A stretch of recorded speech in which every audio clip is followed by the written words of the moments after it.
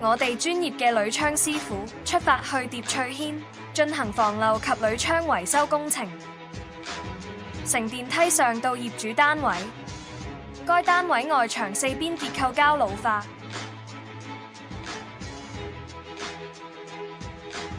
導致屋內窗台牆身嚴重滲漏剝落。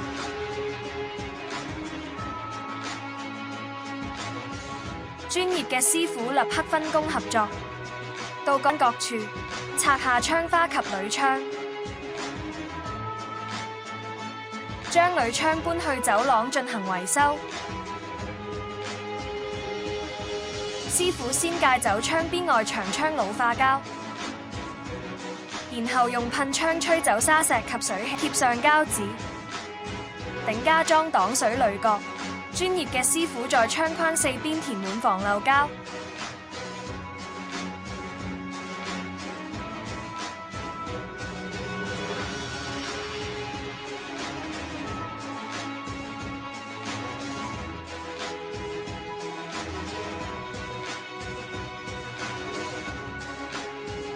用專業嘅工具刮平及修飾防漏膠。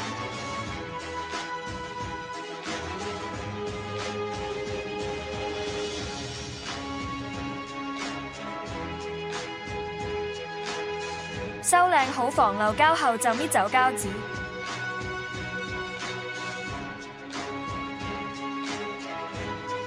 最後掃上多層防漏膠膜。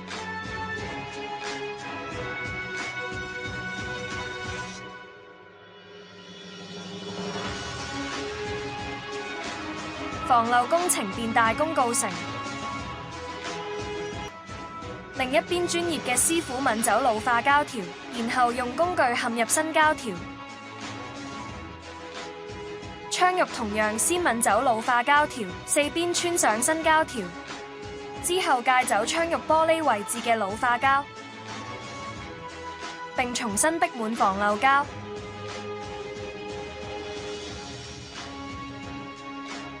完成後，師傅即把窗搬入屋內，進行上窗工序。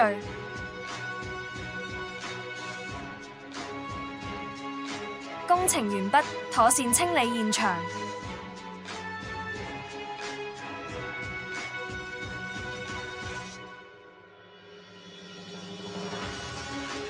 更換新膠條。工程前後，防漏工程前後。非常多謝該單位屋主信賴我們，亦多謝你哋欣賞到我哋嘅專業服務。下次再見。